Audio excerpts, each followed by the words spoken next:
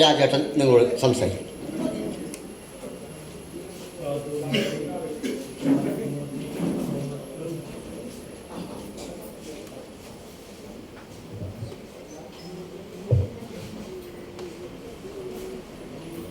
വേദിയിലും സദസ്സിലുമുള്ള പ്രമുഖ വ്യക്തിത്വങ്ങളെ, ഞാനിവിടെ പേരെടുത്ത് പറയാൻ തുടങ്ങിയാൽ ഒരുപാട് പേരുകൾ ആവർത്തിക്കപ്പെടേണ്ടതുണ്ട്. നേരത്തെ എനിക്ക് മുൻപ് പറഞ്ഞ ആ പ്രഗത്ഭ വ്യക്തികളെല്ലാം ഇവിടെ ഉണ്ട്. അവരെല്ലാവരും നമസ്കരിച്ചുകൊണ്ട് രണ്ട് വാക്ക് ഈ മുഖം നാടകവേദിയെ സംബന്ധിച്ച് പറയണമെന്നാണ് ഞാൻ ആഗ്രഹിക്കുന്നത്. ചേറ്റുപുഴയിൽ ആരംഭിച്ച് ഇന്ന് നമ്മുടെ സംസ്ഥാനമാകെ നിറഞ്ഞു നിൽക്കുന്ന ഒരു കലാ സാംസ്കാരിക സംഘടനയായി മുഖം നാടകവേദി വളർന്നിരിക്കുകയാണ്. 87 ഇതിൻ്റെ ആരംഭം എനിക്ക് തോന്നുന്നു. 38 വർഷം ഇപ്പോൾ കടന്നു പോവുകയാണ്. മുഖം നാടകവേദി എവിടെ നിന്നാണ് തുടങ്ങുന്നത്? എന്തിനു വേണ്ടിയാണ് തുടങ്ങുന്നത്? ആ തുടങ്ങി വെച്ച പ്രവർത്തനങ്ങളെല്ലാം വളരെ ഗംഭീരമായി മുന്നോട്ട് പോകാൻ കഴിഞ്ഞിട്ടുണ്ട്. ഇതിൻ്റെ ആരംഭ കാലഘട്ടം എന്ന് പറയുന്നത് നിലനിൽക്കുന്ന ഒരുപാട് വ്യവസ്ഥയ്ക്കെതിരെ കലഹിച്ചുകൊണ്ടാണ് ഇവർ ഈ പ്രവർത്തനം നടത്തി വന്നത്.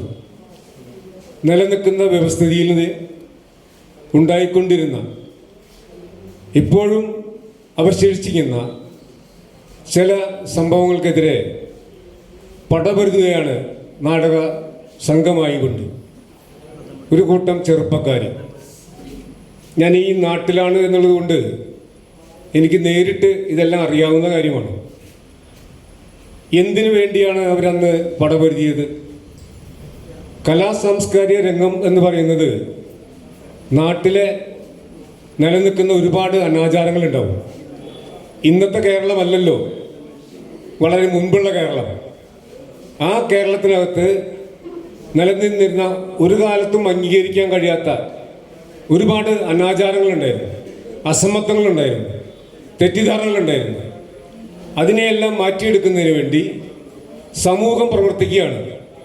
ആ സമൂഹം പ്രവർത്തിക്കുന്ന ആ കാലഘട്ടത്തിലാണ് മുഖം നാടകവേദിയുടെ ഉത്ഭവം.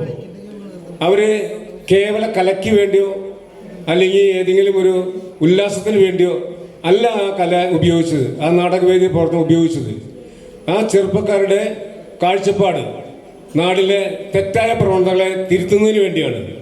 അതിനാവശ്യമായ പ്രവർത്തനമാണ് ഇവരെ കൂട്ടമായി നടത്തിയത്.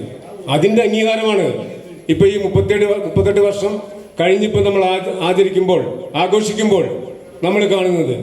എവിടെയാണ് ഇപ്പം ഇന്ന് ചെന്ന് നിൽക്കുന്നത്? നമ്മുടെ കേരളത്തിലുള്ള, ഞാനിതിൻ്റെ അവാർഡ് ജേതാക്കളെ ശ്രദ്ധിക്കുകയാണ്.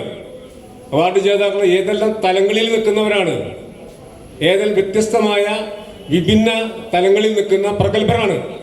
ആ പ്രഗത്ഭരെയെല്ലാം കണ്ടെത്തിക്കൊണ്ട് അവരെ നമ്മുടെ ഇവിടെ ഈ മുഖം നാടക വേദിയിൽ വിളിച്ചു വരുത്തി അവർക്ക് അംഗീകാരം കൊടുക്കാൻ കഴിയത്തക്ക രീതിയിൽ ഇത് കണ്ടെത്തുകയാണ്. അത്തരത്തിലുള്ള പ്രഗത്ഭരെ കണ്ടെത്തിക്കൊണ്ട് ഈ നാടിന് ജനത്തെ അവരെല്ലാം പൊരുത്തപ്പെടുത്തി അതിനാവശ്യമായ പ്രചാരവേല സംഘടിപ്പിച്ച് ഈ നാട്ടിലെ ആകെ അറിയപ്പെടുന്ന രീതിയിലേക്ക് ജനങ്ങളെ മാറ്റിയെടുക്കാൻ കഴിയുന്ന രീതിയിലേക്ക് ഒരു പ്രവർത്തിച്ച ഈ സംഘടനയുടെ പ്രവർത്തനം അഭിമാനകരമാണ്. പോൾസനെ സംബന്ധിച്ച് എനിക്ക് ഒരുപാട് കാര്യങ്ങൾ പറയാനുണ്ട്. ഞാനിപ്പോൾ ഈ വേദിയെ അതിന് വേണ്ടി ഉപയോഗിക്കില്ല. പക്ഷെ ഒരു കാര്യം പറയേണ്ടതുണ്ട്. പോൾസൺ വളരെ ഇന്ന് ഈ മുഖം നാടക വേദി എവിടെ നിന്നാണ് ആരംഭിക്കുന്നത്? വളരെ ദരിദ്രമായ ഒരു സാഹചര്യത്തിൽ നിന്നാണ് ആരംഭിക്കുന്നത്. അതുപോലെ തന്നെ ഒരു കൂട്ടം ദരിദ്രരായ സാമൂഹിക കലാപ്രവർത്തകരാണ് പോൾസൺ ഉൾപ്പെടെ. അവരെല്ലാം ആ കാലഘട്ടത്തെ മുഴുവൻ അതിജീവിക്കാൻ ആവശ്യമായ സമ്പത്തൊന്നും കുന്നുകൂട്ടിയിട്ടല്ല, ഇല്ലായ്മയിൽ നിന്നാണ് ഇവരെല്ലാം വളർന്നു വരുന്നത്. അങ്ങനെ വളർത്തിക്കൊണ്ടുവന്ന ഈ പ്രസ്ഥാനം ഇന്ന് വടവൃക്ഷമരം ആയിരിക്കുകയാണ്. നമ്മുടെ ഇപ്പോൾ ചേറ്റുപുഴയിൽ നിലനിൽക്കുന്ന അപൂർവം ചില കലാസംഘടനകളിലെ പ്രധാനപ്പെട്ട കലാസംഘടനകൾ ഇന്ന് മുഖം നാടകവേദി. ആ മുഖം നാടകവേദിയിൽ ഇവിടെ എത്രയോ പരിപാടികളാണ് ഇവിടെ നടന്നത്. ഇന്നത്തെ രാവിലെ മുതലുള്ള വൈകുന്നേരം വരെയുള്ള ഈ പരിപാടിക്കകത്ത് എത്രയോ പരിപാടികളാണ് ഇവിടെ നടന്നത്. ആ പരിപാടികളെല്ലാം പങ്കെടുപ്പിക്കാൻ കഴിയത്തക്ക രീതിയിൽ അതിന്റെ പ്രവർത്തനത്തെ ചിട്ടപ്പെടുത്താൻ കഴിയുമെങ്കിൽ ഈ മുഖം നാടകവേദി എന്ന് പറയുന്നത് ചെറുതല്ല. ഇവിടെ സൂചിപ്പിക്കപ്പെടുന്നുണ്ടല്ലോ, ചെറുതാണ് ഞങ്ങൾ ചെറുതല്ല, വളരെ വളരെ വലുതാണ്. ഈ നാടാകെ അംഗീകരിക്കുകയാണ്, രാജ്യമാകെ അംഗീകരിക്കുകയാണ്. അങ്ങനെ അംഗീകരിക്കപ്പെടുന്ന ഒരു മുഖം നാടകവേദിയുടെ ഈ പ്രവർത്തനത്തിന്റെ ഈ വാർഷിക നടപടിയിൽ, ഈ ആഘോഷത്തിൽ പങ്കുചേരാൻ കഴിയുക എന്ന് പറയുന്നതിന് അഭിമാനകരമാണ്. ഇന്നത്തെ കാലഘട്ടം, ഞാൻ ആ കാലഘട്ടത്തെ ഒന്ന് സൂചിപ്പിക്കാൻ ആഗ്രഹിക്കുകയാണ്. ഇന്നത്തെ കാലഘട്ടം എന്ന് പറഞ്ഞാൽ മുഖം നാടകവേദി കഴിഞ്ഞ കാലഘട്ടങ്ങളിൽ എന്തിനു വേണ്ടിയാണ് പടപൊരുതിയത്, ആ പടപൊരുതി നേടിയെടുത്തതെല്ലാം ഇന്ന് വെല്ലുവിളിക്കപ്പെടുകയാണ്. ആ വെല്ലുവിളി സധൈര്യം ഏറ്റെടുക്കാൻ കഴിയത്തക്ക രീതിയിൽ നമ്മുടെ സംഘടനാ പ്രവർത്തനം മുന്നോട്ട് പോകേണ്ടതുണ്ട്. ഇന്ന് സിനിമാ രംഗത്ത് പ്രവർത്തിക്കുന്ന ഒരുപാട് ആളുകൾക്കാണ് ഇവിടെ അവാർഡ് കൊടുത്തത്. സിനിമാ രംഗത്ത് പ്രവർത്തിക്കുക എന്ന് പറയുന്നത് ഇന്ന് നേരത്തെ ഇവിടെ സൂചിപ്പിക്കപ്പെട്ടു, ഉദ്ഘാടന സമയത്ത് സൂചിപ്പിക്കപ്പെട്ടു. സിനിമാ രംഗത്ത് പ്രവർത്തിക്കുമ്പോൾ ഞാൻ എങ്ങനെ പ്രവർത്തിക്കണം, ഞാൻ എന്തഭിനയിക്കണം, ഏത് രീതിയിൽ അഭിനയിക്കണം, ഏതെല്ലാം വാക്കുകൾ ഉപയോഗിക്കണം, ഏത് പട്ടത്തിന്റെ പേരിടണം എന്നൊക്കെ പറയാൻ ഇന്ന് ചില കേന്ദ്രങ്ങളുടെ അംഗീകാരം വാങ്ങേണ്ട ഒരു കാലഘട്ടം.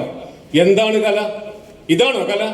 കല എന്ന് പറയുന്നത് സമൂഹത്തിൽ നിലനിൽക്കുന്ന അനാചാരങ്ങള്, തെറ്റിദ്ധാരണകളെ മാറ്റിയെടുക്കാൻ ആവശ്യമായ രീതിയിലുള്ള ഒരു വേദിയാണ്. അതൊരു സ്വാഭാവികമായ ഒരു സന്ദേശമാണ്. എല്ലാ ജനങ്ങളും ഒരുപോലെയല്ലല്ലോ. എല്ലാ ജനങ്ങളും ഒരുപോലെയാണെങ്കിൽ കഴിഞ്ഞ കാലഘട്ടങ്ങളിൽ നിലനിൽക്കുന്ന അനാചാരങ്ങളെല്ലാം ഇന്നും അതേപടി തുടരില്ലേ? അതെല്ലാം മാറ്റിയെടുക്കാൻ വേണ്ടിയാണ് പ്രവർത്തിച്ച്. ആ പ്രവർത്തിച്ച് എന്തിനു വേണ്ടിയാണ്? ഈ ജമ്മിത്തും നാടുവാഴ്ത്തും ഇതൊക്കെ രാജ്യത്തിന് ഇല്ലാതാക്കാനാ, രാജവാഴ്ച ഇല്ലാതാക്കാൻ ചെയ്തത്. അങ്ങനെ രാജവാഴ്ച ഇല്ലാതായി പുരോഗമന ആശയമാണ് ഉൾക്കൊണ്ട്. ആ പുരോഗമന ആശയം ഉൾക്കൊണ്ടുകൊണ്ട് വളർന്നു വന്നതാണ് ഈ മുഖം നാടകവേദി. അവർ ആ തരത്തിലുള്ള തെറ്റായ ധാരണകളെ കൊണ്ടാണ് തിരുത്തിയെടുത്തത്. ആ തിരുത്തിയെടുത്ത നാടകവേദി ഇന്നും അതേ വെല്ലുവിളിയെ നേരിടാൻ തയ്യാറാകുന്ന സാഹചര്യത്തിൽ കാര്യങ്ങൾ വരികയാണ്.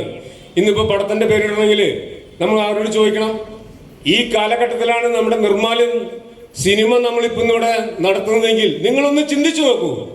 ഒന്ന് വെറുതെ ഇന്ന് ആ സിനിമ നിങ്ങൾ കണ്ടാൽ മതി. നിർമ്മാല്യം സിനിമ അന്തർദേശീയ അവാർഡ് നേടിയതാണ് പി ജാനണി.